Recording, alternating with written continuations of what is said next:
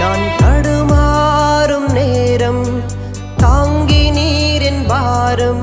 நான் தடுமாறும் நேரம் தாங்கி நீரின் பாரம். நீர் என்னை